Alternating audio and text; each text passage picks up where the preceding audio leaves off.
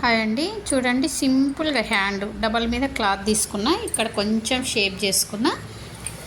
చూడండి ఇట్లా వేసేసిన, మనకి ఇంత చిన్న హ్యాండ్ అనమాట.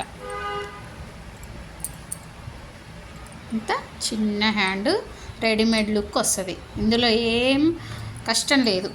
పొడవు ఎంత తీసుకోవాలి, ఇక్కడ చంక డౌన్ ఎంత తీసుకోవాలి ఏం లేదు. స్ట్రైట్ పీస్ డబల్ మీద తీసుకున్నా.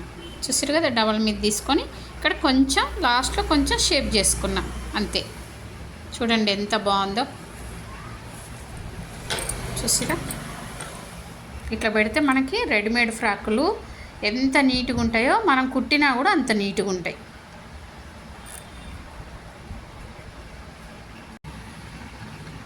కుట్టినాక చూడండి హ్యాండ్స్ ఎంత బాగున్నాయో. చిన్న హ్యాండ్స్ అన్నమాట. చిన్నపిల్లలకి ఇలా వేయడం వల్ల చాలా బాగుంటుంది.